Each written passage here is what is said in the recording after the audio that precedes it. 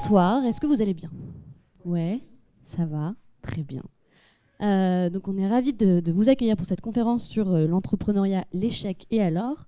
Moi je suis Maëva Tordo, je dirige aujourd'hui la Blue Factory qui est un incubateur. Il y a une école de commerce qui s'appelle ESCP Europe. Ça fait 8 ans que j'accompagne des entrepreneurs.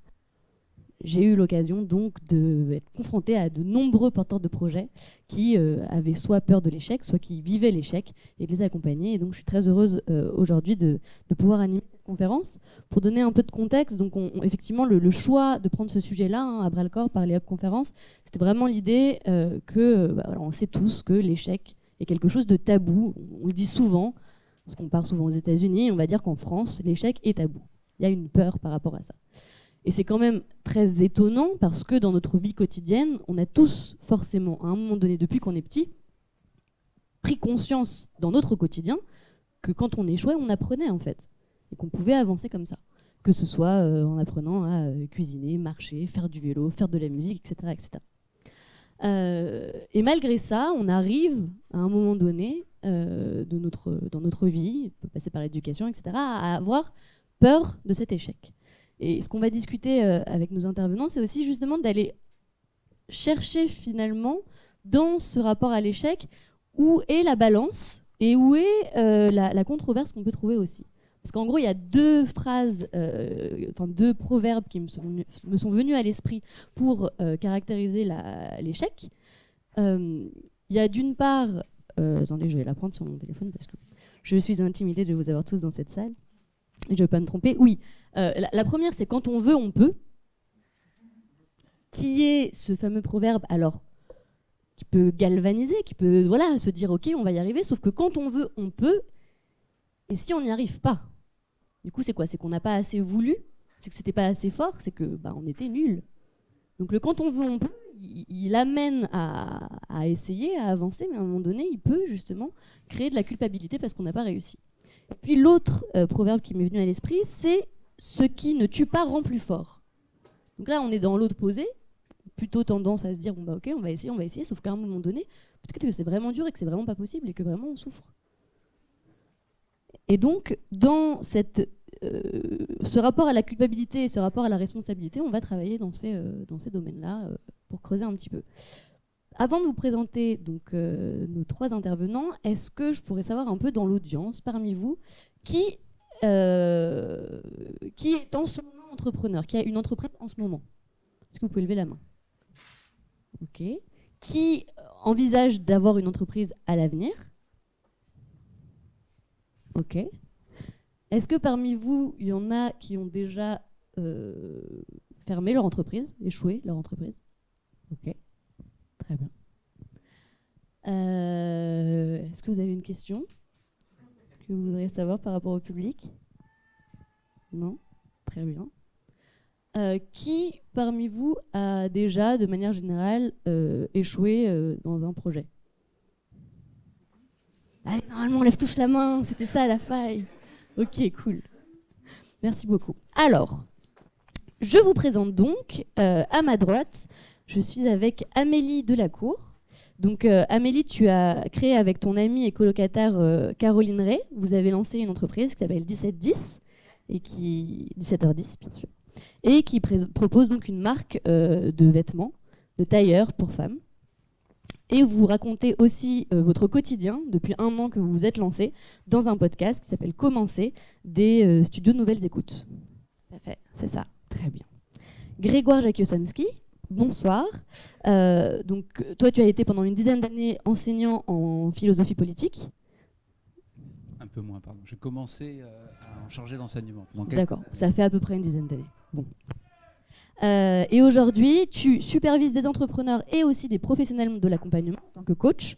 Et tu as aussi créé un laboratoire qui s'appelle Cross Pollination Lab, un laboratoire de pollinovation. Bravo. Je fais ce que j'ai pu, de transformation culturelle des individus et des organisations, avec notamment des voyages exploratoires à l'international pour identifier de nouvelles pratiques de collaboration et les transmettre. Bravo. Bon, tout va bien là-dessus, j'ai encore bon pour l'instant. Philippe Rambaud, bonsoir Philippe. Donc toi, tu représentes justement l'entrepreneur qui a échoué et rebondi, et grâce à ça notamment, tu as créé une association 60 000 rebonds, où tu as beaucoup travaillé sur comment est-ce qu'on accompagne en post-faillite les entrepreneurs pour leur permettre d'avancer. C'est ça. Bon. Eh bien, bonsoir à tous les trois. Pour commencer notre échange et emmener toute l'audience avec nous dans cette réflexion, l'idée c'était de commencer un peu sur d'abord Amélie et Philippe, vos expériences, parce qu'à un moment donné, donc aujourd'hui vous avez été entrepreneur, vous êtes entrepreneur, et vous avez vécu forcément ce moment de l'avant, avant de vous lancer, où peut-être qu'en face de vous il y avait une peur, un inconnu, des questionnements. Et donc j'aimerais bien savoir, peut-être Amélie pour commencer, est-ce que tu peux nous raconter un peu, toi dans quel état tu étais à ce moment-là, avant de te lancer? Est-ce qu'il y avait des freins et des obstacles, des choses qui t'empêchaient d'avancer? Et puis finalement, si tu as avancé, qu'est-ce qui s'est passé? Énormément, effectivement. Je pense que l'envie d'entreprendre, elle est présente chez peut-être plusieurs personnes. Effectivement, c'est quelque chose qu'on sent au fond de soi. Si on ne le fait pas instinctivement tout de suite par une opportunité qui fait qu'en sortant d'études, je vois tous les contente. Ouais. Moi j'avais choisi effectivement de commencer par travailler, entrer dans la vie professionnelle, pas lancer ma boîte tout de suite après mes études. Donc c'est vrai que quand on commence à s'accoutumer au CDI, au salaire confortable, le moment où il faut se dire bon, j'avais quand même cette envie-là, elle est très très forte, c'est maintenant.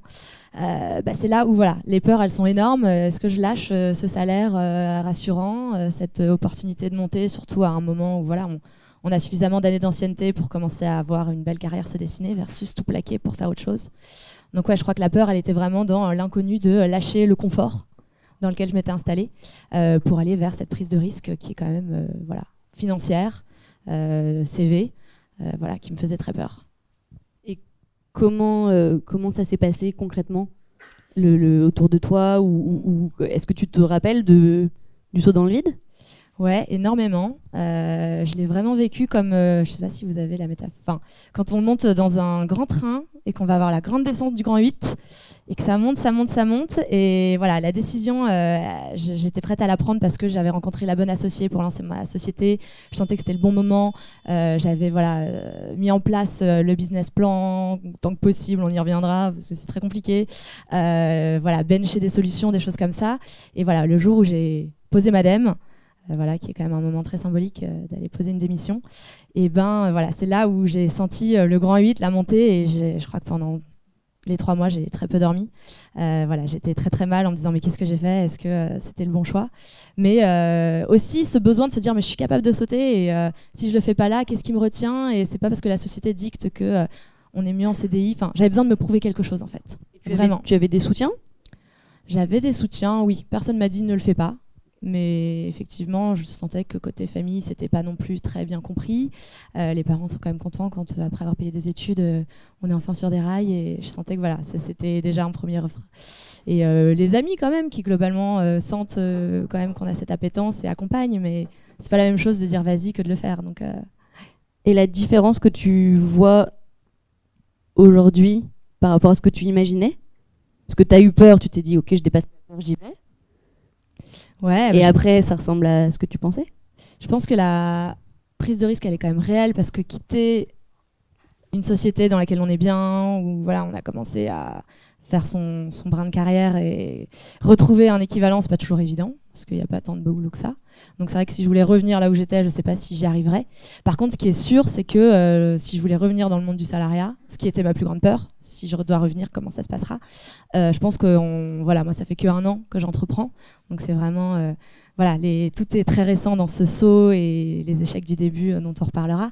Mais je pense qu'on acquiert tellement de compétences qu'aujourd'hui, je vois que j'aurai une valeur ajoutée peut-être sur d'autres métiers, dans d'autres types de secteurs auxquels je ne pensais pas. Et, tu peux mentionner quelques compétences? Déjà, effectivement, tout ce qui est plus finance. Moi, j'ai travaillé dans la publicité. Pendant 5 ans, j'étais planeur stratégique, donc la personne qui est responsable de bien connaître le consommateur quand il faut conseiller les marques sur des messages, de la communication. Par exemple, la finance, j'avais jamais touché, j'avais jamais fait un business plan de ma vie. Aujourd'hui, c'est des choses que je peux manipuler. Une capacité aussi de production, de chef de projet, une forme d'être opérationnel pour derrière pouvoir peut-être manager aussi des équipes qui, elles, doivent l'être. Et puis la vente. J'avais jamais fait de vente, donc quand on a une société, des produits, il faut les vendre.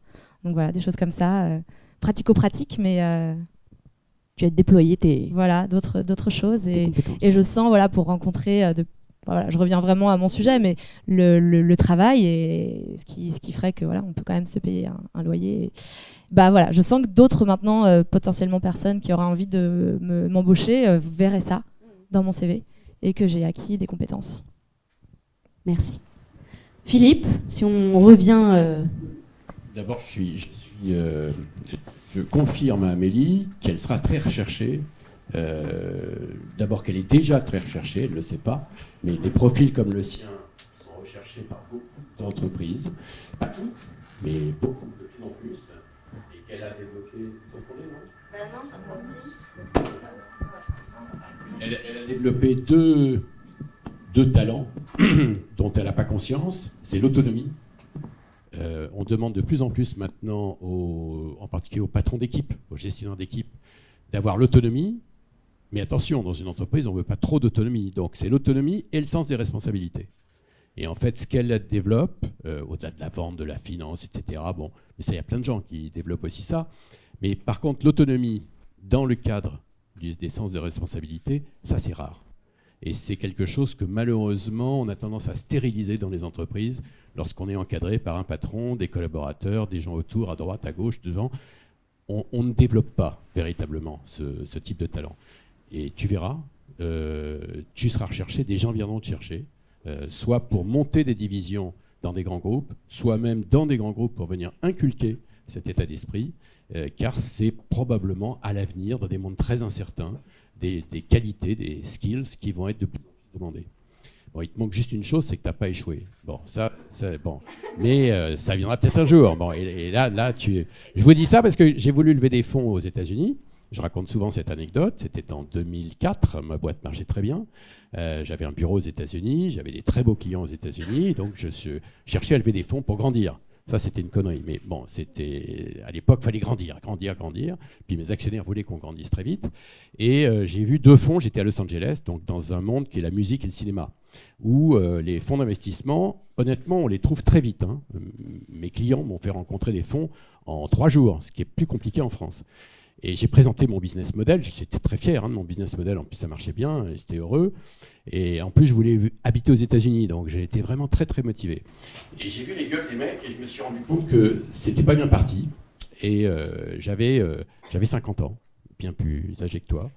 Mais j'avais aussi des atouts de 50 ans, tu vois. Donc, bon.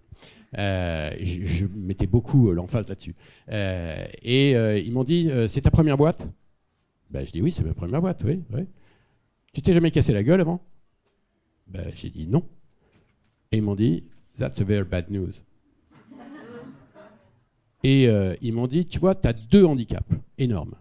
Un, tu as passé 25 ans chez Danone. Donc d'accord, tu as appris des tas de choses, mais tu n'as pas été un entrepreneur. Tu as été un manager. C'est pas pareil. Et 2, tu t'es pas planté. Donc, tu n'as pas compris. Et ils m'ont dit, et j'ai fait deux très gros fonds d'investissement où j'étais très recommandé, franchement. Hein. Bon, donc, a priori, ça devait passer, quoi. Et c'est pas passé du tout. Et le deuxième m'a dit les mêmes choses. C'est-à-dire, tu n'as pas fait faillite, donc tu n'as pas compris. Et c'est vrai que je levais des fonds aussi en France, avec des fonds, des mid-cap, voilà, classiques, qu'on connaît un peu tous. Eux, ils ne me disaient pas du tout ça. Ils me disaient, oh, c'est génial, tu dois avoir un super carnet d'adresses. Bon, oui, je disais, oui, bien sûr. Mais ils ne m'ont jamais dit, en fait, tu es nul, parce que tu t'es jamais planté. Et alors, j'ai raté mes 2 levées de fonds, hein, en France et aux États-Unis, pour des raisons différentes. J'ai passé 1 an, par contre. Fais attention, c'est très bouffeur de temps. Pendant ce temps-là, je n'ai pas développé ma boîte. Mais c'est vrai qu'il n'y a qu'aux États-Unis, qui n'est pas parfait, hein, le pays lui-même, voilà. On dit qu'ils ont le goût de l'échec, mais enfin, bon, grosso modo, oui, c'est bien, mais enfin, c'est une condition nécessaire. Bon, on préfère que vous gagniez, hein, ils aiment bien les winners aussi. Hein. Mais c'est vrai qu'ils ont dans leur parcours ce principe qui est très lié aussi à leur goût du sport de compétition, qui est, de toute façon, c'est dans la souffrance que tu vas progresser. Mais ce n'est pas souffrir juste, c'est tout ce que tu auras appris dans la souffrance. Donc, en particulier, j'ai dit à ma belle-fille qui passait des entretiens dans toutes les grandes boîtes américaines, je lui ai dit, fais gaffe, ils vont te demander, si tu as échoué, même toi très jeune, et ils vont te demander d'expliquer ce que tu as appris dans tes échecs. Parce que ce n'est pas échouer qui les intéresse, c'est qu'est-ce que tu as appris. Parce que comme il me disait, au moins tu ne le referas pas. Ce qui n'est pas forcément vrai. Alors ça, on en reparlera peut-être avec le coach. On peut refaire des conneries. Si on n'a pas compris... Partie, Philippe. Est-ce que je peux rebondir Mais juste, en fait, justement, ouais, justement, l'idée c'était que tu puisses rebondir et peut-être évoquer les idéologies un peu qui se cachent derrière tout ce qu'on a. Peut-être avant ça, juste partager une expérience, celui de l'accompagnement de ces personnes qui sortent de l'entreprise et qui veulent devenir entrepreneurs ou indépendants. Ce qui est deux choses un petit peu différentes. Et peut-être ici, il y a une expérience, c'est celui de penser le cadre du salarié n'est pas le même que le cadre de l'indépendant, n'est pas le même que le cadre de l'entrepreneur. Et ce que tu as évoqué tout à l'heure me faisait penser à un certain nombre de clients qui du coup peuvent, il faut un grain de folie hein, pour faire ce que tu as fait, c'est-à-dire se lancer un peu dans le vide. Moi, il y a cette phrase que je trouve très inspirante qui est saute et le filet apparaîtra. Et je pense qu'il faut ce grain de folie aussi pour se dire qu'on ne peut pas savoir ce qu'il y a derrière. Donc on ouvre la fenêtre et on saute et il y aura un filet. Mais ça, personne ne peut vous le garantir. Et mon expérience à moi, c'est plus personnel, c'est qu'à chaque fois que j'ai sauté, effectivement, il y avait un filet, mais il n'avait rien à voir avec ce que j'aurais pu imaginer. C'est-à-dire, il y a vraiment cette idée de comment j'ai pu croire que c'était le vide. Donc ça, c'est un petit élément. Mais sur l'accompagnement de tous ceux qui ont le courage et un petit peu la folie de faire ça, j'aurais tendance à dire qu'il y a aussi un soin à prendre, c'est-à-dire qu'il faut aussi se respecter. Tu parlais des Américains qui disent qu'il faut avoir échoué avant. Moi, alors c'est plutôt le yoga qui m'inspire dans ces cas-là. C'est cette idée qu'il y a une zone de confort, il y a une zone d'apprentissage et il y a une zone de souffrance. En yoga, on ne va jamais dans la zone de souffrance. Parce que là, on ne peut pas apprendre. Et du coup, dans ma pratique, je crois que c'est vraiment intéressant aussi de faire prendre conscience à chacun de quelle est ma zone de confort. Et c'est une zone dans laquelle il peut y avoir une peur de sauter. C'est pas tout à fait juste. Quelle est ma zone d'apprentissage? Et c'est à cet endroit-là où on peut aller chercher un peu de folie, c'est-à-dire celle de se remettre en question. Mais quelle est aussi ma zone de souffrance? Et là, on peut avoir, et dans mon métier, j'en rencontre, des gens qui confondent la souffrance avec justement cette façon d'avancer. Et moi, j'aurais tendance, et je pense que c'est aussi l'un des métiers de la supervision, c'est-à-dire d'accompagner les accompagnants, c'est aussi de prendre conscience de cela. Il ne faut pas agir à tout prix, il ne faut pas à tout prix essayer ou faire. Je crois qu'il faut aussi mettre un cadre protecteur, parce qu'on a tous des expériences de vie différentes là-dessus. Et du coup, est-ce que tu veux continuer peut-être sur... justement, tu parlais des idéologies quand on s'est eu au téléphone. Tu me disais justement que tu avais... Vous entendez tous. Quand on s'est eu pour préparer la conférence avec Grégoire, tu insistais sur le fait que justement, toi, tu voulais t'assurer qu'ici, on parle justement de cette controverse et d'être un peu subtil dans la façon de prendre l'échec. C'est ce que tu indiques déjà là par rapport au yoga. Est-ce que tu peux nous l'évoquer un peu sous l'angle peut-être des idéologies qui sont portées?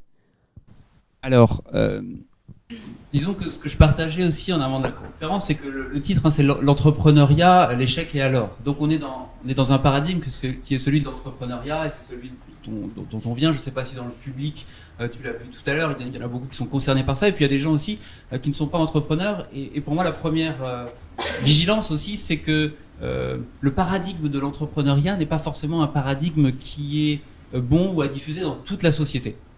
C'est d'abord d'avoir cette idée qu'aujourd'hui, il y a un effet de mode, un mainstream sur l'entrepreneuriat, les startups. Paris est devenu une ville incroyablement start-upeuse avec des écosystèmes géniaux et je suis le premier à m'en satisfaire parce que voilà, ça fait partie, en 10 ans, on a vu un paysage qui s'est complètement renouvelé là-dedans avec une façon de penser l'expérience, l'échec comme expérience, avec une façon de penser les méthodes agiles, on y reviendra, absolument passionnante et vraiment c'est quelque chose qui m'inspire beaucoup. Dans le même temps, on en parlait un petit peu avant, il y a aussi cette idée qu'il ne faut pas confondre l'échec avec le drame, avec l'idée que dans la vie, si on peut éviter certains échecs, c'est bien aussi.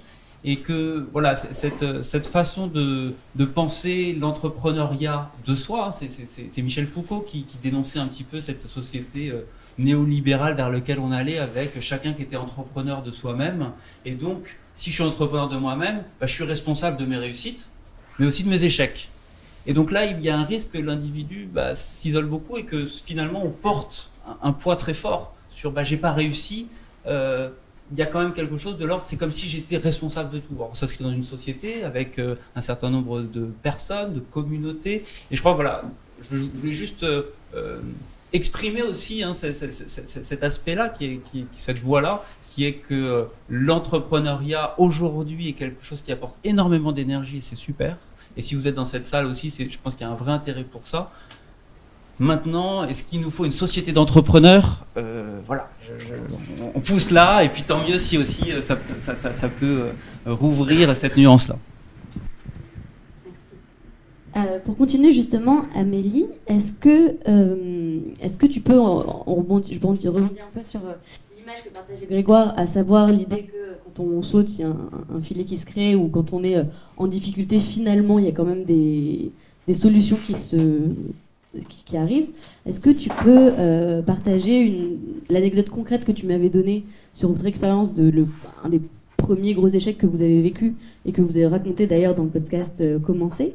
Est-ce que tu peux nous raconter un peu comment il est arrivé, comment vous l'avez vécu, et est-ce que vous avez vu finalement cette solution peut-être se tisser de manière invisible là où vous pensiez qu'il n'y avait plus rien, quand vous êtes remonté et que vous êtes reparti, est-ce que quelque chose est venu vous aider? Ouais, bien sûr. Alors effectivement, pour vraiment illustrer à quel point moi je pense que j'ai fait vraiment un saut dans le vide inconscient, hein. Je viens du monde de la publicité, de la communication, et j'ai décidé de monter une marque de mode. Je sais coudre, mais voilà, c'est juste une passion, un hobby. Et effectivement, avec mon associé, qui n'est pas plus modeuse que moi, si ce n'est par intérêt, voilà, on a décidé effectivement de plaquer nos boulots en agence pour lancer cette marque. Donc voilà, même si on a fait nos bonnes élèves, on avait posé des RTT au tout début, quand on était encore en poste, pour aller faire les quelques salons professionnels, essayer de comprendre un peu comment marchait un nouveau secteur, un métier qu'on connaissait pas. Donc voilà, on avait pris des informations, quelques contacts, et je pense que voilà, on avait commencé à travailler avec un modéliste, notamment, qui nous faisait notre collection. Donc nous, on fait des tailleurs féminins. Donc voilà, c'est une marque spécialisée aussi dans un produit précis. Voilà, quelque chose qu'on aimait beaucoup et qui nous tenait à cœur, et on voulait faire une marque spécialiste. Et 2 semaines après avoir fait mon pot de départ, voilà, je quitte l'agence, j'ai mon cadeau, ça y est, je suis entrepreneuse. On nous livre la première collection, le premier modélisme de nos produits, et c'est la catastrophe. Et c'est la catastrophe. Le modéliste avec qui on a travaillé n'a pas du tout fait le travail dans l'exigence qu'on avait, en tout cas. Il connaissait son métier, mais voilà, on n'était pas sur le niveau qu'on attendait. Et là, on s'est retrouvé avec toutes les économies qu'on avait mises en développement à l'eau. Des patrons sur papier craft, même pas digitalisés, dont on ne savait pas quoi faire, et des pièces qu'on n'avait même pas envie de porter, nous, pour aller juste déjeuner ou je ne sais quoi. Donc voilà, là, c'est un peu la panique. Effectivement, qu'est-ce qu'on a fait? Et on s'est vraiment, je pense, le soir même, voilà, regardé en panique avec mon associé. Voilà, voilà, bel essai, merci. On va retourner. Et finalement, voilà, on a pris notre courage à 2 mains. Donc effectivement, c'est ce qu'on dit. Nous, on a tout documenté, hein, notre aventure, on a tout enregistré depuis le début. Donc ce passage-là est enregistré aussi, comment on réagit quand on découvre ça. Et voilà, c'est vrai on a décidé avec mon associé de se battre. Du coup, on a fait le point sur tout. On n'avait plus d'argent, puisqu'on avait tout dépensé. Donc, enfin, tout dépensé, ce qui était alloué pour ça. Donc, décision pour moi de reprendre des freelances et du coup de passer à mi-temps en freelance pour réengranger de la trésorerie. Du coup, mon associé est reparti en recherche de contacts. Donc voilà, remettre les bouchées doubles. Et c'est là où on s'est vraiment rendu compte que ce grand saut où on planait gentiment depuis 2 semaines, en fait, il fallait vraiment être plus sérieuse, plus rigoureuse, et il fallait l'apprendre, ce métier. Puisqu'on avait décidé de se lancer, voilà, le filet, il allait être dans l'apprentissage. On avait peut-être 1 mois pour vraiment apprendre. Donc là, voilà, moi, j'étais de mon côté à ramener un peu de sous, et mon associé s'est vraiment, vraiment formé très sérieusement. Et finalement, voie magique de rencontrer une personne qui nous a présenté un nouveau modéliste. Voilà, encore la joie des filets qui surviennent. On ne sait pas par quel beau hasard. On a rencontré une personne qui nous a à nouveau aidés. Et puis surtout, après, voilà, la conclusion de cette anecdote, c'est que voilà, mon associé a tellement bossé que la deuxième modéliste à qui on a présenté notre cahier des charges avec ce qu'on voulait, voilà, nous a fait le retour en disant mais en fait, je veux bosser avec vous parce que d'habitude, c'est des stylistes qui ont une formation mode, qui me contactent avec 3 gribouillis et voilà, on réalise une collection. Mais vous, la vôtre a été tellement bossée, vous avez été jusqu'à étudier les détails les plus précis d'une veste, que voilà, ça lui a donné envie de bosser avec nous. Donc voilà, je pense que pour nous, en tout cas, le filet, ça a été quand même un nouveau contact, une solution que j'ai pu avoir grâce au fait que je pouvais faire des freelances et regagner une trésorerie perdue, et une associée qui s'est vraiment formée, qui a compris où était notre faiblesse. Et effectivement, on n'improvise pas un métier, et il fallait pas seulement s'appuyer sur des partenaires, mais il fallait aussi pouvoir les manager, les encadrer. Et bon, bah, grâce à ça, on a une première collection dont on est beaucoup plus contente, oui. Peut-être par rapport à ce que tu dis, c'est quelque chose que j'ai observé tant pour moi que mes clients, c'est que dans le saut dont tu parles, très souvent, ce que j'ai pu observer, c'est que quand on a tout bordé pour que ça se passe le mieux possible, ça se passe pas du tout comme ça. Et c'est à cet endroit-là que peut apparaître l'échec. Je sais pas si tu seras d'accord avec ça. Mais finalement, c'est comme si la vie réinvitait ici quelque chose de l'ordre du vivant, de la créativité, de l'inconnu. Et j'ai beaucoup de clients qui sont très contents de passer le pas, mais alors, du coup, il y a les économies, il y a le plan, il y a exactement tout ce qu'il faut.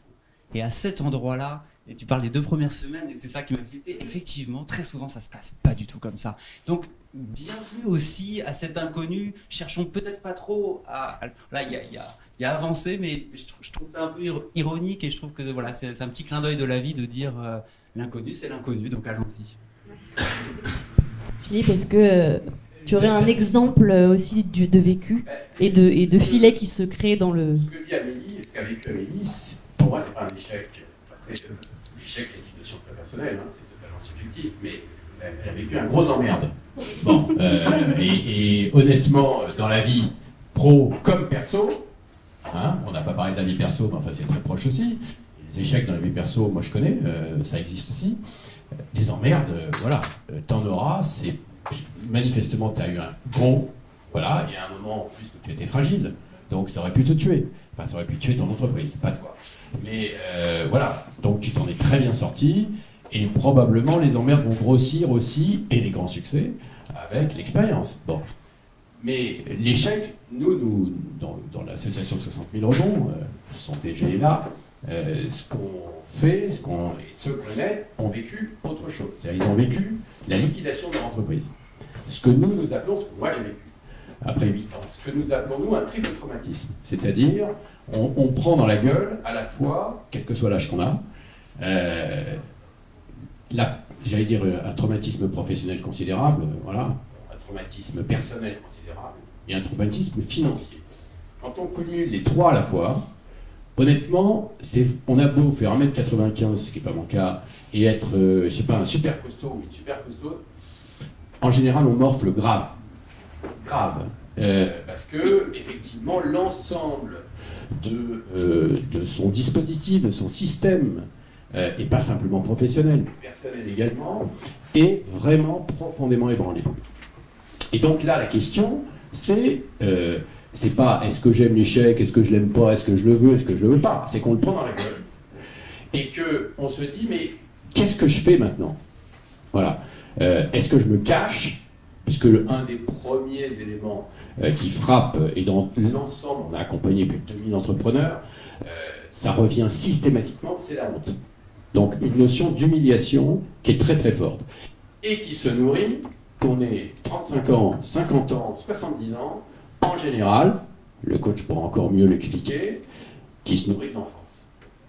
Et qui se nourrit de la perception qu'on a eue à travers l'éducation, ses premières expériences de l'échec, la façon dont on a été accompagné. L'école a été merveilleuse ensuite pour développer l'humiliation, l'enfant qui est le dernier, voilà, la composition, etc. Enfin, voilà, il y a tout un processus, mais en général, les 6 premières années vont être clés. Et c'est vrai que moi, je jette un regard sur l'éducation que j'ai donnée à mes gosses, j'en ai élevé 6, catastrophique, dans le domaine de l'éducation face à l'échec. Je leur ai dit, la plus grosse connerie que tu as citée tout à l'heure, que moi-même on m'avait inculqué, quand on veut, on peut. Et puis je croyais bien faire. Mais c'est une vaste connerie. Parce que d'abord, enfin tu l'as expliqué, mais surtout aujourd'hui, notre volonté, c'est une chose. Mais le hasard, c'est bien plus important. On est un petit radeau, magnifique, hein, très beau, mais sur un océan énorme. Moi, j'ai vécu la crise de 2008. Mes clients ont tous coupé les budgets. C'était des multinationales, donc à peu près les clients que tu devais avoir dans une agence de pub. Bah, quand ils coupent tous les budgets, on a beau être le champion du monde, je veux dire, on n'a plus rien. Donc voilà, j'avais 28 salariés, des bureaux un peu partout. Et ben, on regarde en dessous et on se dit, ça va le faire 1 mois, 2 mois. Bon, au 3e, je suis au tribunal de commerce. Voilà. En plus, j'avais fait des bêtises dans la gestion de l'entreprise. Donc, mais même si j'avais pas fait ces bêtises, quand on a réécrit l'histoire de cette entreprise, de toute façon, avec l'ensemble de ce que représentait ce tsunami, qu'on a un peu oublié maintenant, mais 2008, ça a été vraiment un tsunami pour beaucoup d'entreprises, de toute façon, j'allais y aller au plot. Donc, la vraie question, après, c'est pas est-ce que je suis responsable, pas responsable, c'est d'abord, je ne suis pas l'échec. Le coach le travaille, moi je l'ai fait en psychothérapie, mais j'ai mis 5 ans à traiter ça. Nous, dans l'association, on fait 7 séances de coaching parce qu'on n'a pas le temps de faire la psychothérapie, puis qu'on n'a pas trouvé de psychothérapeutes bénévoles de grande qualité. On a trouvé des coachs bénévoles, on n'a pas trouvé des psychothérapeutes bénévoles. Puis ça sort un peu de l'épure. Mais on va d'abord travailler à expliquer aux gens que la honte est normale, mais elle est illégitime. Ils n'ont pas à avoir honte. Ils ne sont pas le business model. Ils disent c'est mon bébé, mon aventure. Non, on leur dit c'est pas ton bébé, non. C'était un business model. Il n'a pas marché. Bon. Mais d'ailleurs, t'étais pas non plus un génie quand il marchait. Mais t'es pas une merde parce qu'il n'a pas marché. Voilà, c'est 2 choses différentes. Il y a toi, avec tes talents et puis tes vulnérabilités, puis il y a cette espèce de merdier de business model là qui, pendant un moment, t'étais le roi de la piste, puis voilà, maintenant t'es plus tout à fait le roi ou la reine de la piste, mais ça n'entame en rien l'être que tu es. Ça paraît ridicule ce que je dis. L'entrepreneur, il associe complètement les deux. Il pense qu'il est ce compte d'exploitation de merde qu'il a amené au tribunal de commerce, un peu comme le petit garçon, la petite fille amène son carnet de notes à son père. Et évidemment, en général, il n'est pas bon. Enfin, les premiers de classe, eux, ils n'ont pas de problème. Mais il y a un seul premier de classe. Tous les autres, c'est pas génial, quoi. Voilà. Eh ben, c'est ces mêmes idées, c'est ces mêmes concepts inconsciemment qui remontent à la surface. Moi, par exemple, j'avais 28 collaborateurs que j'adorais, qui étaient à peu près de la génération des jeunes têtes blondes que je vois ici. Je les avais tous embauchés. C'était l'auberge espagnole. Ceux qui ont vu le film de Klapitsch, c'est parce que j'avais toutes les nationalités. On travaillait en musique. Enfin voilà, je travaillais. Bon, on trouvait que c'était génial. Bon, j'ai eu l'impression de les avoir noyés. J'étais capitaine d'un bateau. J'avais emmené ce bateau sur un rocher. J'avais noyé mon équipage.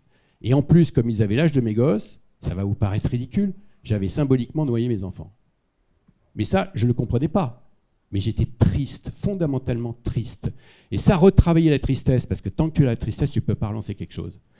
D'ailleurs, tu ne peux rien faire vraiment de grandiose. Sortir de ta tristesse et grandir, parce que quand même, il faut comprendre à ce moment-là qui on est, eh bien, je ne suis pas tout à fait d'accord avec vous, avec toi, pardon.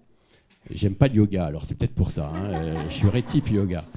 Je pense que c'est quand même quand on a le dos au mur, quand on est dans une forme de souffrance, plus ou moins forte, il ne faut pas qu'elle soit dramatique, qu'on commence à s'ouvrir et qu'on commence à se remettre en cause.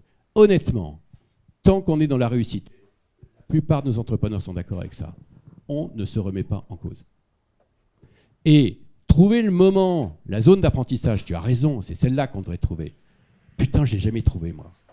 Non, mais c'est vrai, et on est plein à jamais l'avoir trouvé. C'est-à-dire, soit on est passé une forme de toute puissance, d'autosatisfaction, quand la réussite nous nourrissait, et honnêtement, on en a besoin, parce que quand on est entrepreneur, il faut aller convaincre des clients, des banquiers, des collaborateurs. Tiens, si on n'a pas la flamme au fond de soi et qu'on n'y croit pas, bah, faut rester chez soi. Donc, on l'a tellement qu'elle nous habite. Le contrepoids, c'est que quand ça ne va plus, cette flamme se retourne contre nous et nous abat. Voilà. Et on passe de la toute-puissance à l'impuissance. Il y a des techniques. Suspense. Tu finis avec ça, impuissance, toute-puissance, et je pense que toute la méthodologie grecque te donne raison aussi. Moi, ce que j'entends dans cette expérience... Est-ce que je peux utiliser juste le micro qui marche ? C'est celui-ci. Ça dépend, hein. Ça, c'est une fois sur deux. Donc, Ouais, il y a sur celui-ci. Ça Oui, tu l'as dit, cette idée de l'entrepreneur qui est tout puissant et qui croit que c'est grâce à lui que ça marche, et tu l'as très bien dit, il est un génie parce qu'il gagne de l'argent. Là, il me semble qu'on touche vraiment à cette hubris que dénonçait la mythologie grecque. Donc effectivement, c'est un petit peu ce qu'était le sens de la vigilance. Être entrepreneur de soi-même, c'est grâce à moi que tout marche, mais du coup, si ça s'écroule, c'est à cause de moi. Et je pense que tu touches tout à fait ce point-là. Et je pense que tu as tout à fait raison aussi de souligner la honte, l'humiliation comme des choses qui viennent à l'intérieur de soi détruire et sont extrêmement longues et difficiles à reconstruire ici pour avoir ce socle dont tu parles, pour remonter à cheval. Donc je suis à la fois complètement d'accord avec cela. J'aurais tendance à être plus circonspect sur l'apprentissage, c'est-à-dire que la phrase, tu parlais, ce qui ne tue pas rend plus fort, hein, qui est une phrase de Nietzsche. Il y a cette idéologie-là du surhomme chez Nietzsche, et donc de cette idée de il faut se prendre un coup pour se relever. Bon, dans cette salle, il y en a certainement, et je pense que sans exception, qui ont eu des coups de la vie. On a tous eu ça, ça fait partie de la vie, et effectivement, c'est des endroits dont on a tiré quelque chose. Il y a ces concepts de résilience que Boris Cyrulnik a beaucoup développé ces 15 dernières années. Il y a toute cette idée que, voilà, effectivement, on se relève. Maintenant, ces coups-là, et en plus, on est hébergé ici au Canot, dans cette idée de solidarité. Est-ce qu'on est obligé de passer par cette souffrance? Comment on peut la limiter? Est-ce qu'on a une responsabilité à cela? Voilà, c'est cette voie-là aussi qui me semble importante. Encore une fois, il y a des gens, et j'ai beaucoup de clients qui sont très résistants, qui ont une capacité à continuer à foncer, à continuer à faire. Ça ne veut pas dire qu'ils ne sont pas touchés. Et à cet endroit-là, pour moi aussi, tu parlais de la thérapie ou le coaching, l'accompagnement, c'est prendre soin de l'endroit qui à l'intérieur est touché, même si on s'est forgé une belle carapace. Et c'est pour ça que j'invite chacun, dans ces expériences-là, à regarder ce que ça fait réellement. Parce que voilà, je suis pas un adepte de la souffrance. Je pense qu'on a suffisamment d'occasions et d'opportunités de se prendre des coups. Donc, si on peut en éviter d'autres, tant mieux. C'est un peu aussi une nuance de la résilience dont on parle beaucoup dans ce que tu dis. Est-ce que tu peux peut-être justement continuer un petit peu dans l'accompagnement que tu fais, peut-être nous donner à voir un peu les moments où quand tu accompagnes les entrepreneurs, tu sens qu'ils sont en train d'arriver dans une impasse qui, derrière, peut effectivement amener à un échec, par exemple. Et comment est-ce que tu perçois qu'ils sont dans des zones rouges et éventuellement, est-ce que tu as des manières de faire ou des questions à leur soumettre qui les aident à sortir du... Parce qu'a priori, si on se prend le mur, c'est qu'aussi on n'avait peut-être pas vu le mur, donc on avait des œillères. Voilà. Alors, ici, je précise juste une chose, le coach n'est pas celui qui sait. Donc, je crois que je vais commencer par cette petite anecdote. J'ai accompagné il y a quelques années quelqu'un qui sortait de son poste et qui voulait monter un projet. Et j'ai fait 2-3 séances avec elle. Elle était dans un projet qui était super, mais franchement complètement déconnant. Voilà, c'était bon. J'ai rien dit parce que je suis coach et donc voilà, je sais garder mes projections, etc. Mais je me suis dit que franchement, bon, je savais pas trop où elle allait. 2 ans plus tard, elle fait 1,5 million de chiffre d'affaires. C'est un truc qui est dans toute la presse. Donc voilà, humilité, c'est que je n'ai pas de compétences là-dessus à pouvoir dire si un entrepreneur va réussir ou pas. Et j'ai envie de dire, je suis pas sûr qu'il y en ait. Voilà, on n'est pas devin. Il y a des très très belles histoires et c'est pas forcément celles qu'on croit. Après, il y a des effets de mode, il y a des recettes. Mais j'aimais bien cette idée de dire que un écrivain, il y a 3 recettes pour écrire un livre à succès et personne les connaît. Donc il y a vraiment cette idée là aussi que la vie elle nous offre des surprises. Donc ça c'est pour répondre à cette question-là que dans l'espace de coaching ou d'accompagnement, il me semble ce qu'on offre, c'est simplement un terrain de jeu, un bac à sable, un endroit dans lequel on peut commencer à élaborer une autre pensée. Une pensée dans laquelle on est plus à l'abri des jugements, de la honte et de l'humiliation dont on parlait, des peurs, pour faire, et peut-être parfois aussi des proches, de la famille, des jugements, etc.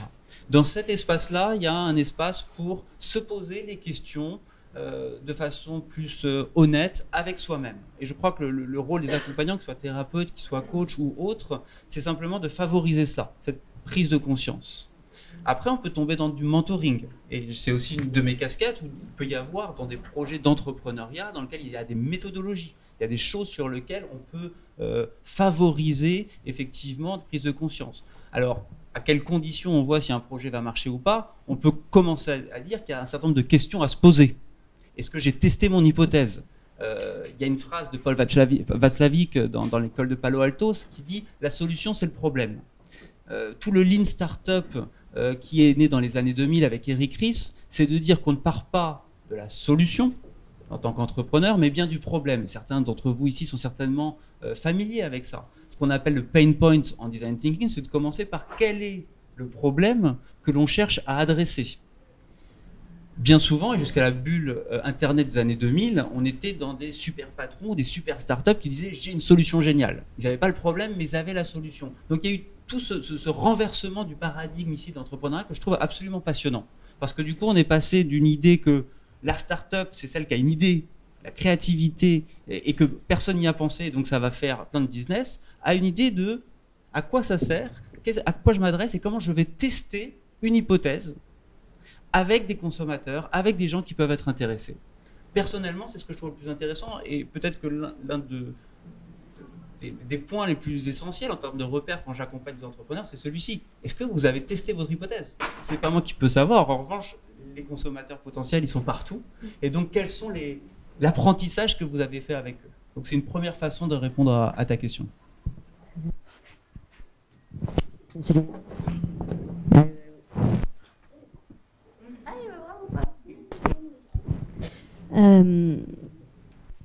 Est-ce que justement pour continuer dans le coaching, donc là c'est plutôt effectivement l'accompagnement quand le projet est on board, et si on est sur l'accompagnement une fois que le projet est à l'eau et qu'on s'est pris le mur et que là on sait plus trop par où commencer, et ah tiens, on entend parler de 60 000 rebonds, cette association, on pousse la porte et qu'est-ce qui se passe? Il y a juste un point, ne jamais rester isolé. L'entrepreneuriat est une école d'autonomie, on n'est pas obligé de la transformer en île déserte. Donc, on peut très vite se faire prendre. Et les jeunes start-upers que je conseille, pas dans l'association, vraiment je leur dis ne restez pas seuls. Par exemple, monter un advisory board, ils me disent c'est pas possible, un advisory board, il n'y a personne qui va venir. Mais si, je dis bien sûr, il y a plein de gens qui sont prêts, même bénévolement, à venir vous conseiller de manière bienveillante, mais à vous amener leur expérience, mais ne restez pas seuls. Allez chercher et faites attention à ne pas vous isoler. Lorsque l'échec arrive, c'est encore pire. C'est-à-dire que la première des réactions, c'est de se cacher. Bon, c'est normal, c'est humain. Alors le coach, il expliquera, c'est l'animal. Alors nous, voilà, on est blessé, on se cache. Voilà. Bon. Ben, c'est une connerie. Mais on fait plein de conneries en écoutant trop notre animalité. Il faut aller vers les autres. C'est très difficile, hein, très très difficile. Mais avant d'aller vers les autres, je voudrais vous donner deux conseils. L'entrepreneuriat, c'est merveilleux. Moi, honnêtement, je trouve ça merveilleux. Je crois même, je vais dire quelque chose de provocateur, vous serez tous entrepreneurs. Un jour ou l'autre. Alors sous des formes différentes. Mais vous verrez, tous, on ira. Ça fait, je crois, partie de la poussée de l'individualité, pas de l'individualisme, de la poussée vers l'autonomie et de l'individualité. Mais c'est un autre sujet. Par contre, protégez-vous. Il y a un crétin qui m'a dit un jour, imaginer l'échec, c'est le faire arriver. Et c'est d'une bêtise totale. C'est pas parce que j'imagine que le divorce existe que je vais divorcer. Bon, c'est pas parce que je fais un contrat de mariage avec ma femme que forcément on va divorcer 3 ans après. Mais par contre, si jamais on divorce, oui, bon, c'est pas parce que je mets ma ceinture de sécurité en prenant ma bagnole que je vais provoquer un accident. Donc, se dire, je prends des précautions, ça va faire venir la... Mais c'est totalement idiot. Ne prenez jamais de caution bancaire personnelle. Je vous en supplie. Je vois des drames, nous voyons des drames tous les jours, parce que justement, on a mélangé l'entreprise et le patrimoine perso. J'ai vu des parents qui avaient mis leur maison, même pire, qui avaient mis la maison de leurs enfants en garantie bancaire. Le jour où l'entreprise est passée au tribunal de commerce et fait faillite, on a vendu la maison des enfants. Vous imaginez plutôt le traumatisme que ça peut représenter. Donc, n'acceptez jamais de caution bancaire personnelle. Payez des taux d'intérêt. Si votre business model n'est pas très très excitant pour le banquier, eh ben, il va vous faire payer 7, 8, 9% de taux d'intérêt au lieu d'1,5%. Mais vous n'aurez pas mis en cause votre patrimoine personnel. 2, prenez une assurance chômage. Il y a moins de 1% des dirigeants français qui ont une assurance chômage volontaire. Eh bien, je vais vous dire, moi j'en avais une, je ne l'aurais jamais prise d'ailleurs si mes administrateurs ne m'avaient pas obligé, parce que je disais je ne vais pas me planter, moi, voilà, toute puissance. Et bien 8 ans après, j'avais 80% de mes revenus, pendant 18 mois. Ah mais ça change la vie, hein. Ma famille, elle n'a pas compris, enfin elle a compris ma faillite, mais elle n'a pas eu de conséquences sur sa vie économique. J'ai pas sorti les gosses de l'école, j'ai pas arrêté de payer. Bah, quand on n'a pas ça, on est à 540 € par mois hein, au RSA. Avec éventuellement, si en plus on a fait l'erreur d'avoir des cautions bancaires personnelles, 50, 100, 150, 200, 250 000 € à rembourser. D'accord? Tout ça parce qu'on n'est pas éduqué en France à se protéger, ce qu'on fait beaucoup mieux aux États-Unis, à se protéger individuellement face à la possibilité d'un échec. Or, l'échec entrepreneurial, c'est une option à forte probabilité. 50% des entreprises n'atteignent pas l'âge de 5 ans. 80% n'atteignent pas l'âge de 8 ans. Est-ce que ça veut dire qu'il ne faut pas le faire? Évidemment, non, mais il faut se protéger parce que c'est un sport de compétition et donc la compétition, il y a une forme de risque. Oui, oui, il faut se protéger. Et du coup, quand il s'agit de rebondir, à 540 € par mois, quand on ne peut plus payer les factures de fin de mois, vous imaginez la tranquillité émotionnelle et intellectuelle des entrepreneurs quand on essaye de les accompagner et qu'on leur dit « prends du temps, attends, ne rebondis pas tout de suite, attends, c'est pas le premier truc qui passe ». Évidemment, ils l'ont difficilement, cette tranquillité. Donc je vous en supplie, si vous pouvez le faire, n'oubliez pas ces deux principes de protection basiques.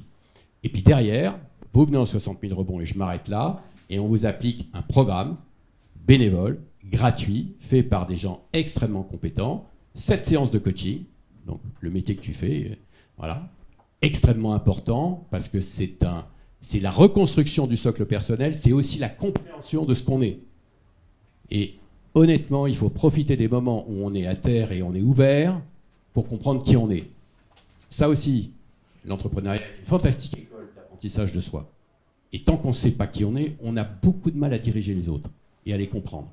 Donc cette reconstruction de socle personnel, on fait 7 séances de coaching d'1h30 pendant 2 mois. Mais ça demande 2 mois. C'est très très long.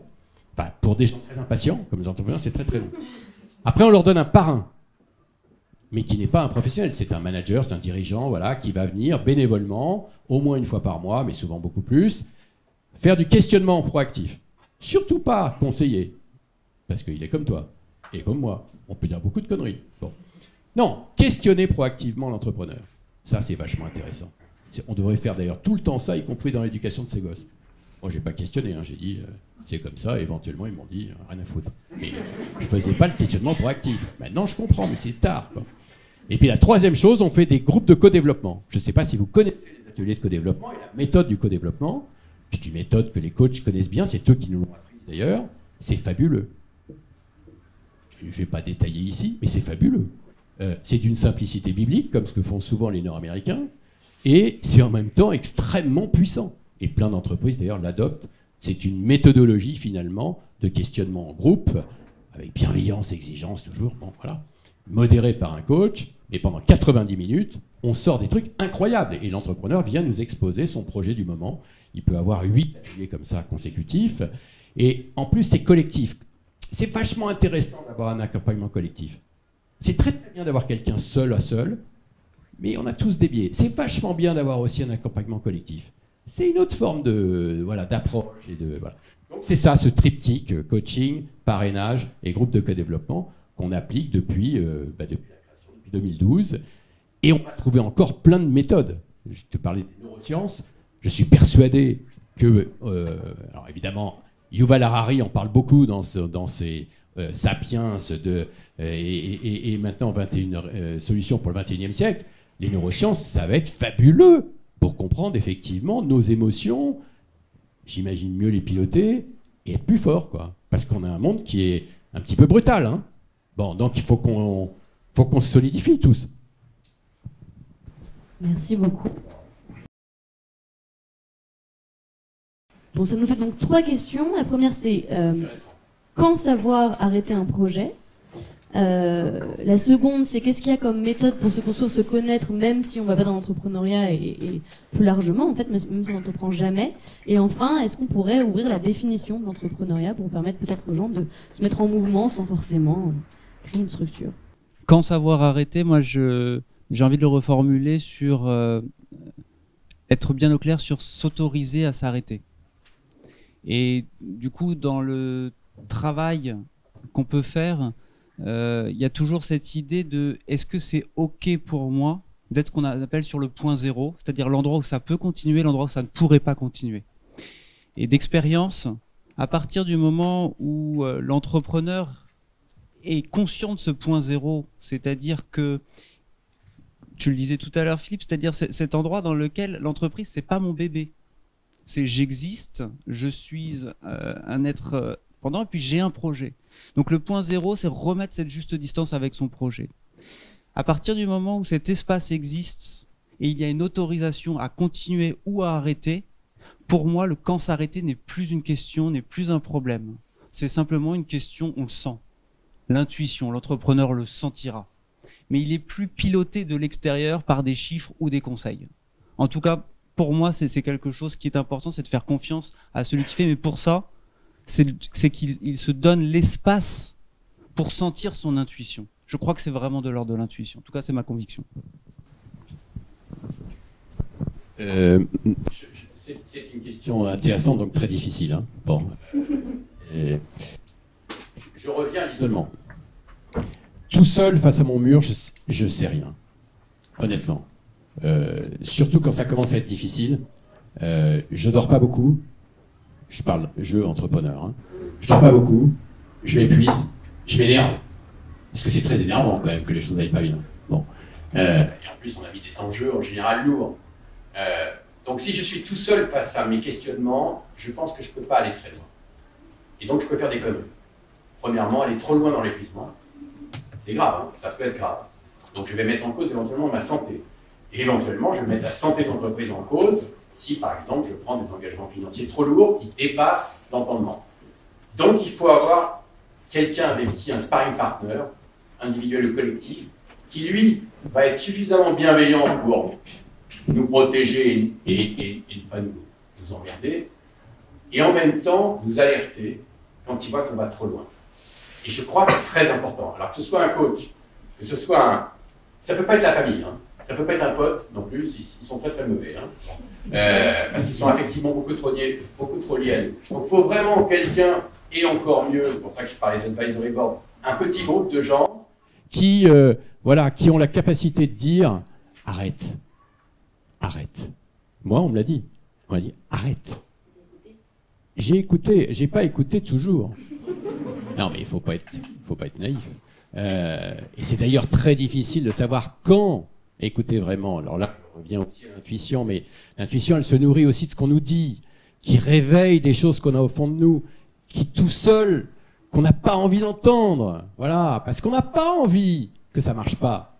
Voilà. Et qu'aussi on a eu des tas d'emmerdes, et que si on s'était arrêté aux premiers emmerdes, ben on n'aurait jamais rien construit. Voilà. Et c'est comme dans un couple, à quel moment il faut faire péter un couple?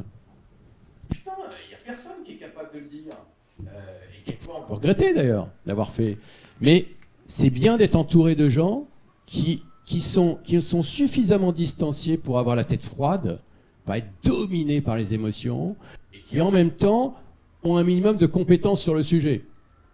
Ma mère, par exemple, elle m'a dit « Je t'avais bien dit qu'il ne fallait pas que tu sois entrepreneur. » Alors j'ai dit « Maman, là tu m'aides, là tu m'aides. » Franchement, c'est ce que j'avais envie d'entendre. Voilà, il faut oublier complètement. Mais voilà, et effectivement, moi j'ai eu des gens qui m'ont dit « Stop. » Et à un moment, je les ai écoutés et je crois que j'ai eu raison. Et qui aimaient quel profil? C'était tous des gens du business, mais qui m'aimaient beaucoup et je savais que s'ils me le disaient, c'est pas pour tuer mon rêve. Voilà, parce que je voulais pas tuer mon rêve. Mais ils ont compris comment me le dire, et comme je leur avais dit non plusieurs fois, ils ont appris aussi. Et bon. Mais il y a un moment où, oui, ils ont réveillé des choses en moi, mais il y a un moment donné de toute façon où physiquement je ne tenais plus. Je dormais 3 heures par nuit et je faisais des allers-retours entre Paris et Los Angeles et des déplacements professionnels en avion, les jet lags, c'est épuisant. Et plus je m'épuisais, et ma femme qui était, elle, lucide, mais qui m'avait dit je m'en occuperai pas, me disait plus tu t'épuises, plus tu vas faire des erreurs. C'est parfaitement juste. Et je pense que j'ai cumulé dans les derniers mois un nombre de bêtises, en particulier dans des mariages forcés, enfin bon, bref, avec d'autres entreprises, que je n'aurais pas, je pense que j'aurais beaucoup mieux géré si j'avais été en pleine possession de mes moyens physiques et nerveux. Par exemple, je faisais plus de sport. Pour un mec comme moi, c'est une connerie d'arrêter le sport. Parce que c'était ma manière de brûler mon stress. Alors plus de sport, plus de sommeil, ben, on n'est pas très bon, quoi. Voilà, donc pas rester seul. Bah, oui, moi, c'est vrai que je pense, quand il fallait dire effectivement quelles sont les appréhensions, ça rejoint effectivement ce point de se dire, et si dans 3 ans, qui est effectivement le moment où on se donne un peu le point pour faire le jugement si on a réussi ou pas à lancer quelque chose, parce qu'on sait que c'est un peu le moment où il faut prendre une température qui peut avoir du sens, c'est de se dire, mais le pire, c'est si mon entreprise juste vivote, il y a de l'espoir pour que ça puisse marcher, mais c'est pas encore suffisant pour enclencher. Et j'avoue que moi, c'est, je pense aujourd'hui, mon plus gros stress de vivre ce moment-là. Voilà, en tant que là actuellement bébé entrepreneur, voilà, donc maintenant 2 ans, si j'ai pas au moins, et je prie très fort pour avoir au moins soit une vision que ça pourra marcher, ou vraiment juste ça se plante et au moins on tourne la page. Et c'est un échec après, j'imagine qu'il sera très dur à jauger. Mais voilà, à mon stade en tout cas, c'est cette peur-là de décider d'arrêter ou pas, quand on a mis l'énergie, l'argent, et puis ouais, la honte est hyper là, parce que je pense que quand on a eu, entre guillemets, le cran de se lancer, ça crée aussi des jalousies autour de soi, de gens qui n'ont pas osé, et qui vous regardent parce qu'à la fois ils vivent par procuration une aventure qu'ils aimeraient faire. Et du coup, je trouve qu'on a aussi un rôle assez dur de prouver qu'on a eu raison de le faire. On a envie de donner tort à ceux qui vous disaient de pas le faire. Donc, ouais, c'est un moment où, voilà, moi, j'ai pas les réponses aux questions parce que voilà, je suis le cobaye ici. Mais voilà, par contre, ce que moi j'ai essayé de faire, et c'est quand même la présence à cette table, c'est que moi j'ai tout documenté de ma première année d'entrepreneuriat. Donc voilà, j'ai senti que vivre des premières années de start-up, c'était une aventure qui méritait d'être racontée, qui était pas si banale, que j'allais traverser sûrement des choses que beaucoup d'entrepreneurs ont traversé ou traversent ou vont traverser. Et du coup, ce qu'on a fait avec mon associé, c'est qu'on a pris un micro qui nous a suivis partout. Et on a enregistré justement nos discussions, la réaction des parents quand on leur annonce qu'on va quitter son CDI, ce qu'on nous dit, tout l'univers sonore en fait qui nous accompagne, tous les conseils, bons, mauvais, réactions, les décisions importantes, les conseils d'avocats, d'experts comptables, pour vraiment donner à entendre en fait ce qu'un entrepreneur vit au début, quand on n'a pas encore des réflexes, on n'a pas enclenché d'aller voir des bonnes personnes, de rejoindre des bonnes associations, d'être forcément bien entouré. Donc voilà, comment tout ça se met en place pour justement voilà, témoigner de ça. Chaque aventure est unique, mais ce qui est très vrai, c'est que quand on démarre une boîte, on passe tous par beaucoup d'étapes similaires quand même. Et nous, on a effectivement décidé de le montrer, et ça a été effectivement un choix. On ne sait pas si on a eu raison ou pas, mais voilà, on a dévoilé notre échec, on s'est enregistré en train de pleurer, on pleure dans le podcast. Voilà, c'est tout montrer, tout révéler. Voilà, qui tient à la boîte, hein, bien sûr. Il y a des limites, mais bon, c'est vrai que la frontière perso-pro aussi, elle est très nuancée quand c'est sa boîte. Donc, et ce que j'observe, c'est qu'on a vraiment été très très soutenus par le public qui nous écoute, et beaucoup d'entrepreneurs qui sont à notre stade. Hein, du coup, on est voilà, bébés entrepreneurs, mais qui lançaient leur boîte comme nous, et qui étaient voilà, pour parler du partage et du fait, c'est ce que tu disais, hein, qu'ils étaient vraiment, ils nous remerciaient de témoigner de ça et de déculpabiliser entre guillemets d'une image de success story de l'entrepreneuriat où il faut tout de suite savoir où on va, sortir d'un master d'entrepreneur, avoir une levée de fonds tout de suite, faire voilà, nous c'est une boîte beaucoup plus simple, et on l'a raconté, et voilà, et c'était et ça nous a permis de fédérer effectivement beaucoup d'entrepreneurs autour de nous et de créer une communauté de soutien, et c'est hyper important de se parler et de témoigner. Ouais. Il nous reste une dizaine de minutes pour répondre aux questions qui nous restent. Alors vous pouvez, à la rigueur, vous partagez. Hein. La deuxième question, c'est-à-dire développement personnel global, hein, on va dire, et pas simplement peut-être juste un développement entrepreneurial. Alors, moi je peux donner mon point de vue de vieux, voilà, maintenant. Mais pourquoi j'ai attendu de me planter pour m'occuper de moi? Pourquoi j'ai pas commencé ça plus tôt? Donc je donne des cours quelquefois à Centrale à des jeunes entrepreneurs, et je leur dis, mais putain, commencez tout de suite la réflexion sur ce que vous êtes.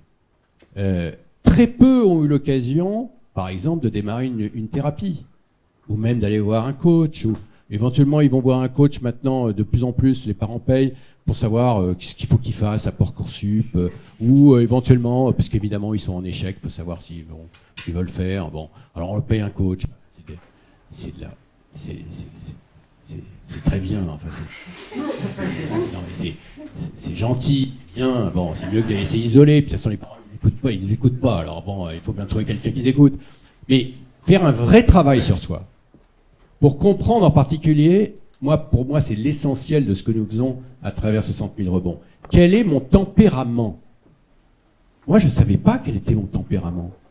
J'avais pas compris ce qui était, j'allais dire, construit dès l'âge de 6 ans et qui changera jamais, et qui en particulier faisait mes talents et mes vulnérabilités, que je différencie considérablement de force et faiblesse. Les talents et les vulnérabilités, elles sont très très liées à mon tempérament, et si je les comprends pas, un, je vais faire des mauvais choix, mais deux, je ne comprendrai pas celui des autres. Aujourd'hui, dans les soft skills sur lesquels les entreprises s'interrogent énormément, ils travaillent beaucoup, le problème, c'est pas que les gens se sentent bien, ils s'en foutent. C'est que collectivement, la collectivité se sente bien, c'est-à-dire que chacun, effectivement, ait conscience de l'autre, mais pour avoir une bonne conscience de l'autre, faut-il encore déjà avoir une bonne conscience de soi? Moi, je crois que quand on ne se connaît pas, on ne peut pas comprendre les autres. Et c'est vrai, la souffrance, l'échec, les merdes de la vie nous ont obligés, si on en a fait quelque chose, à travailler ce qu'on est. Et c'est vrai qu'à un moment donné, aux États-Unis, je l'ai vu, on me le disait, show your scars, montre tes cicatrices. Mais c'était pas simplement pour montrer des cicatrices, c'était pas pour que les gens me racontent leur malheur. C'était pour que, effectivement, ils soient capables de comprendre les souffrances des autres. Et la souffrance, elle est réelle, hein. Voilà. Apparemment, les gens, ils vous disent qu'ils vont tous très bien. Dans le boulot, c'est super. Leur vie personnelle, c'est super. Mais c'est des conneries, tout ça. Dès qu'on ouvre les coulisses, on découvre que c'est pas si super que ça. Et donc, la légitimité, et je crois que c'est très important, la légitimité, spécialement d'une pyramide écrasée, que ce soit dans un parti politique, que ce soit dans une entreprise, que ce soit... Mais même mes gosses, ils me questionnent sur ma légitimité. C'est pas parce que je suis père qu'ils me disent « t'as raison ». Et dans l'entreprise, c'est un peu pareil. Eh bien, avoir des cicatrices, avoir montré, effectivement, reconnaître qu'on a des limites, dire ce qu'on a fait de ses échecs, c'est un signe de légitimité. C'est fini les galons sur les épaules. On n'est plus dans l'armée. En tout cas, les gens ne veulent plus de ce modèle. Les gilets jaunes, ils en sont la preuve. On veut un modèle avec des gens légitimes. Voilà.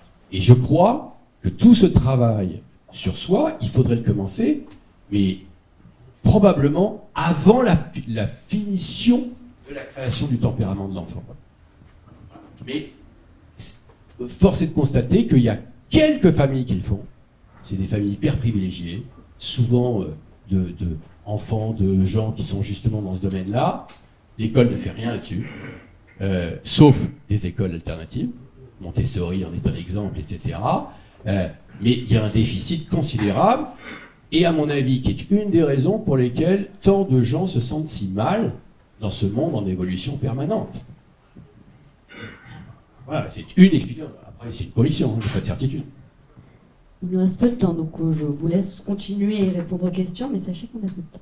Très bien. Donc il y avait la question de Serge aussi, et puis j'ai envie d'entendre dans ta remarque aussi, Nicolas, et celle d'Aristide. Je ne sais pas si... Pardon, Benjamin, excuse-moi. Je suis sensible aussi, hein, dans l'introduction, il y avait cette idée d'une société à deux vitesses. Pour moi, c'est quand même un élément, on est dans un lieu de solidarité, et ça veut dire quoi aussi de créer une société élitiste dans laquelle il y a ceux qui peuvent avoir les bons conseils au départ de la vie, etc. Voilà, c'est aussi une réflexion qui est plus sociale, qui me paraît importante. Mais par rapport aux questions, alors, je ne sais pas si je vais y répondre parce que peut-être elles n'ont pas été assez développées. Ce que j'ai cru entendre aussi derrière, c'est cette idée de peur de l'échec. C'est-à-dire qu'est-ce qu'on fait pour ne pas y aller. Tu parlais de garde-fou, Serge. Effectivement, c'est cette idée, est-ce que je suis dans la vigilance? et les repères, ou est-ce que je suis dans la peur de l'échec qui est ceinture et bretelles? Donc à cet endroit-là, je trouve que c'est une belle question aussi de s'interroger sur cela. Je sais pas jusqu'où tu vois aller sur le débat SARL, etc. Personnellement, tu parlais de septembre 2018 et de Lehman Brothers. J'ai eu la grande intuition de monter ma boîte et d'enregistrer mes statuts 7 jours avant. Donc ça parle aussi, voilà, de cet endroit dans lequel, voilà, à l'époque j'ai monté ça avec toutes les erreurs qu'il fallait faire. J'avais 0 sous sur mon compte en banque, j'étais isolé. Enfin bref, j'ai fait toutes ces erreurs-là aussi. Quelques années plus tard, très rapidement, est arrivé ce statut d'auto-entrepreneur en France. Pour moi, c'est quand même un endroit dans lequel il y a une évolution hallucinante et on a vu autour de nous des gens qui pouvaient tester des idées, ne pas aller au bout ou aller au bout et puis à un moment se dire c'est super, ça marche, c'est passé. Personnellement, je trouve qu'on vit dans une époque qui a offert ça et je m'en félicite parce que vraiment, je trouve que ça offre des possibilités d'essai, de simplification administrative qui sont fort bienvenues. Donc, par rapport à ta question, c'est vrai que je trouve qu'il y a déjà ça résout pas tout. Après, effectivement, quand on monte une entreprise, il y a des responsabilités juridiques, sociales qui sont tellement fortes que bah voilà, ça implique aussi ça. Après, je trouve qu'il y a une vertu, c'est le temps. Je crois qu'on est dans une société pressée, l'administration est lente. Il me semble que c'est important qu'elle soit lente. Autrement dit, prendre le temps de savoir si on veut vraiment enregistrer une boîte et qu'on se pose des questions de quel est le statut social et pourquoi, etc., et quel capital et avec qui, etc., je trouve que c'est des questions qui demandent du temps. Donc éviter la précipitation à cet endroit-là me paraît aussi quelque chose d'intéressant, même si ça peut être frustrant. Et par rapport du coup à la remarque, Christine, c'est vrai que il peut y avoir une tentative ou une tentation plutôt de réussir sa vie, de se dire est-ce que je fais bien en temps, etc. Et voilà, moi je trouve que c'est ici que la philosophie a depuis des millénaires apporté aussi quelque chose qui est de l'ordre comment chacun cherche à élaborer une pensée. Et dans les tables rondes, des débats et vos questions, c'est s'ouvrir aussi à des pensées différentes, à des désaccords. Il me semble que c'est l'une des belles façons aussi d'élaborer sa propre pensée, de l'interroger. Et après, évidemment, il y a un travail sur soi. Personnellement, moi, j'ai fait ce métier de coach parce que c'était le seul métier qui me permettait de continuer à travailler sur moi. Mais voilà, j'ai fait 15 ans de psychanalyse à 20 ans. Bon, je le souhaite pas à tout le monde. Mais c'est vrai que moi, j'avais besoin, je savais pas faire autrement. Si, moi, donc, bon, pas moi, mais moi, c'était super, mais c'était moi. Après, chacun a son histoire et puis on peut passer par l'expérience et après la réflexion. D'abord la réflexion et ensuite l'expérience. Il me semble qu'il y a vraiment ici rester dans quelque chose d'ouvert. Et par rapport à ce que tu disais sur le collectif, oui, bien sûr, c'est ce que tu disais avec le co-développement. Ne pas s'isoler, ne pas rester dans ses peurs, ne pas rester dans ses croyances, aller les confronter au vivant, mais c'est vrai de toute la vie. Donc c'est vrai qu'en entrepreneur, on va dire, bah, faites un collectif, super, et pour moi c'est vrai de la vie entière. Amélie, tu peux peut-être terminer sur la question justement de Benjamin par rapport à l'équipe. C'était bien sur le sujet de s'associer. Hein. Est-ce que tu peux nous parler un peu de ton association finalement avec Caroline et peut-être par rapport à tout ce qu'on a dit, parce qu'on parlait beaucoup de solitude, l'échec, on est seul, mais en fait si on est deux, est-ce que c'est plus facile, plus dur? Moi je suis convaincue qu'être plusieurs c'est une chance. Après c'est des tempéraments, mais j'aurais jamais fait ça seule. Je l'aurais jamais fait. J'aurais jamais sauté le pas. Je pense qu'effectivement c'est fabuleux de trouver. Après c'est difficile. C'est pas donné à tout le monde de trouver des associés et je pense que c'est aussi un des gros freins à l'entrepreneuriat. Beaucoup de gens ne se lancent pas parce qu'ils n'ont pas les bons associés, mais quand on le trouve, c'est clair que ça aide à accepter mieux l'échec, ça aide aussi à en parler. Il y a un côté voilà, tout passe par les mots finalement et je sais que ouais, nous voilà, avec Caroline ça a été un vrai cheminement de monter, de prendre cette décision de se lancer, de rebondir et je sais pas, vous faites des signes. et voilà, du coup, ouais, être deux, être plusieurs. Voilà, après, il y a des bons chiffres, j'imagine. 2, c'est probablement pas mal. 3, ça devient ok. Plus, je sais pas. Ouais. Et je vais profiter de cette question, comme ça, ce sera après ta dernière réponse, et puis je vous laisserai chacun pouvoir conclure dans vos échanges. Donc, si tu peux répondre à ma question et puis juste conclure, comme ça, après, on peut passer à un moment plus informel où on peut chacun parler. Peut-être justement, est-ce que par rapport à ce qu'on disait, est-ce que vous connaissez avec Caroline, vous avez le sentiment, toi tu as le sentiment de te connaître, tu as le sentiment de la connaître, vous avez l'impression d'avoir une forme de complémentarité, quand on parlait voilà, du fait de si on ne se connaît pas, on ne connaît pas les autres. Est-ce que toi tu as déjà fait ce travail peut-être en amont, comme Aristide le mentionnait avant de entreprendre Il est difficile à faire ce travail, c'est évident. Voilà, si c'est pour raconter aussi des histoires, hein. Nous on est très très amis avec mon associé à la base, on a travaillé ensemble mais on est devenus amis, colocataires pendant 5-6 ans. J'avais l'impression de la connaître parfaitement, je l'admirais beaucoup. Je pense que notre association à nous elle est basée sur l'estime et aussi les valeurs. Et vraiment on se retrouvait on savait qu'on avait des valeurs communes qui bâtiraient notre boîte. Après, je l'ai découverte aussi dans le travail, différemment, dans les stress. Donc, on connaît jamais assez bien son associé, même si souvent, enfin pour nous en tout cas, c'est des bonnes surprises. Et après, moi, me connaître moi-même, j'ai énormément appris là en 1 an sur moi. Et c'est super. Après, c'est vrai qu'on n'est pas toujours, on se sent pas toujours à la hauteur de ce qu'on est en train de faire. C'est très difficile. Mais en même temps, ouais, on est entouré. Et, c'est difficile comme question de se connaître parce que ouais, quand on n'est pas, on est face à soi-même. Et j'avoue que c'est là-dessus. Moi, j'ai juste envie de dire qu'il faut la tenter, qu'il faut le faire avec les garde-fous intelligents et que de toute façon, voilà, faut bien mettre en place son retour et l'échec, faut savoir s'en. Ouais, voilà, c'est vrai que c'est difficile parce que moi, j'ai pas l'impression d'avoir connu un vrai échec encore. Bien sûr que c'est ridicule tout ce que j'ai traversé à côté de gens qui ont fermé leur boîte ou d'autres choses. Mais je pense que c'est surtout l'accepter et en parler. Et voilà. Et nous, en tout cas, le choix qu'on a fait, c'était effectivement de créer une boîte en racontant tout et en se disant bon bah si ça réussit, on aura partagé ça. Et si ça rate, tout le monde le saura. Et c'était peut-être la grosse connerie parce qu'après on est allé voir nos banquiers et il y avait déjà 3 épisodes où on avait raconté les galères et les échecs et on était là genre pourvu qu'il ait pas écouté celui-là parce que sinon jamais on sera crédible. Mais voilà, en tout cas la volonté d'être transparente et je pense que c'est positif pour nous. C'est positif parce que du coup les gens nous contactent, nous donnent des conseils, on est entouré, il y a un réseau bienveillant et les gens sont toujours en fait extrêmement attendris quand c'est sincère et authentique. Donc écoutons commencer déjà si vous voulez, écoutez l'histoire de ma boîte et puis écoutons-nous nous aussi et voilà. Et c'est vrai que c'est un sentiment d'urgence de créer sa boîte, je crois, qui nous mène à le faire. Peut-être en guise de clin d'œil et de conclusion, il y a quelque chose dont on n'a pas parlé, je ne sais pas si ça marche, c'est le sabotage. Tu parlais de l'association, il y a de très bonnes raisons de ne pas s'associer. C'est important aussi c'est ce qu'on appelle dans le métier de coaching les recipes for failure. Comment on trouve les recettes de l'échec.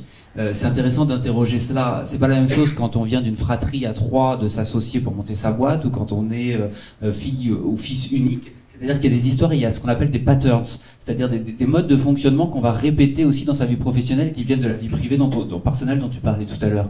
Donc j'aurais tendance à dire, je suis pas sûr que ce soit forcément bien de s'associer. Moi j'ai beaucoup d'expérience de gens qui viennent vraiment me dire ça y est, je monte, et du coup il peut y avoir aussi une logique de j'ai peur d'y aller tout seul, alors voilà, j'ai des amis où j'ai trouvé, etc.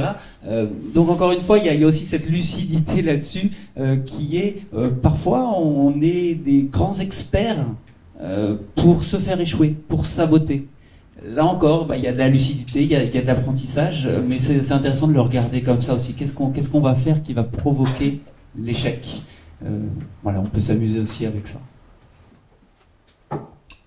Et puis pour domestiquer l'échec, qui est à mon avis, si on le traite bien, une chance. Pas les conséquences de l'échec, mais l'échec lui-même, si on le travaille et qu'on le travaille avec des gens compétents, quelque chose de formidable, parce qu'il va grandir. Et je reste convaincu, avec les 2000 entrepreneurs qu'on a accompagnés, qu'ils ont tous grandi, et beaucoup, et à une vitesse folle. Devenez parrain au sein de 60 000 rebonds. Je ne dis pas ça comme vraiment un joke, je le crois profondément. Je pense que accompagner quelqu'un qui est en train de rebondir après un échec entrepreneurial, on apprend considérablement, mais considérablement, et en particulier pour des gens qui auraient été salariés et qui voudraient comprendre ce que c'est que le monde entrepreneurial, et ça n'a rien de larmoyant et ça ne décourage pas du tout, peut-être même au contraire. Donc devenez parrain. Et puis, si vous devez échouer, échouez vite. Non, mais échouez vite, échouez tôt, avec pas trop d'enjeux, parce que, évidemment, moins on tombe de haut, moins on se fait mal. Voilà. Quand on a monté dans les aspirations, etc., et dans les enjeux, etc., financiers, personnels, etc., évidemment, la chute fait un peu plus mal. Ça n'est pas un drame, mais ça fait plus mal, donc on souffre davantage. Donc, voilà, échouez vite, échouez tôt, et de toute façon, on vous demandera demain, racontez-nous vos échecs. Et surtout, racontez-nous ce que vous en aurez fait. Je cite juste un exemple, j'ai 2 grandes boîtes vraiment mondiales qui m'ont appelé, j'étais très embêté, pour venir parler de l'échec et du traitement de l'échec devant leur haut potentiel. C'est très significatif. Et ces boîtes, je ne les nomme pas, mais c'est des boîtes mondialement connues, et qui nous ont dit, c'est un sujet que nous avons besoin détabouiser au sein de l'entreprise, au sein du groupe, et en particulier pour nos futurs leaders qui vont devenir directeurs généraux. Voilà. Et en fait, ils ont tous la pétoche. Hein. Voilà. Mais alors une pétoche terrible, parce qu'en plus, ils sentent qu'ils vont réussir. Alors, ils n'ont pas droit à l'erreur, quoi. Les mecs, et les nanas, elles sont là. Bon, si, c'est échouer. De toute façon, ça fait partie de la vie. Et la boîte fait des échecs aussi. On n'en parle pas, hein, évidemment. Hein. Bon, lors de la présentation de résultats, les boîtes, elles ne parlent jamais de leurs échecs. Hein. Enfin, elle l'a fait, le patron de Procter disait 70 à 80% de ce qu'on tente, c'est un échec. C'est le seul patron qui l'a reconnu, à peu près. Bon, les autres, ils disent rien. Mais l'échec fait partie de toute la vie, finalement, des entreprises. Et la culture de l'échec et du post-mortem, qu'est-ce que je fais de mes échecs, ça, c'est très, très peu courant. Et j'avais toutes les nationalités, hein, des Chinois, des Américains. Et là, j'ai pas trouvé qu'il y avait d'ailleurs des gens très en avance. Hein. Même les Amerlots qui étaient autour, voilà, au potentiel, ils étaient comme les autres. Hein. Ils avaient la même trouille, voilà, et la même terreur. Et surtout, ils ne savaient pas expliquer l'échec à leurs collaborateurs. Parce que il ne suffit pas de le comprendre pour soi. Hein. Après, il faut le gérer avec ses équipes. Hein. Oula, et avec la pression des actionnaires, etc. Là, c'est une autre paire de manches. Et donc voilà, je crois que ça dit beaucoup sur le fait que ça devient, on n'est pas là pour faire l'apologie de l'échec, mais le travail de l'échec, ça devient une vraie valeur professionnelle qu'on vous demandera, à mon avis, sur lesquelles on vous demandera de vous exprimer. Donc allez-y. Eh ben, un grand merci. On va tous mettre l'échec dans notre CV. Maintenant, une nouvelle ligne. Oui, j'ai échoué et j'ai appris. Mais j'ai grandi, voilà. Mais j'ai grandi, mais j'ai rebondi. Un grand merci, donc, Philippe Rambaud, Grégoire Chakiosianski et Amélie Delacour. Merci infiniment d'avoir été avec nous. Merci au HubConf d'avoir osé prendre ce sujet qui était quelque chose, je pense, qui méritera d'être revu et revu. Parlez-en autour de vous. Merci à vous tous. Et puis je pense qu'on peut tous les applaudir bien fort et continuer à discuter.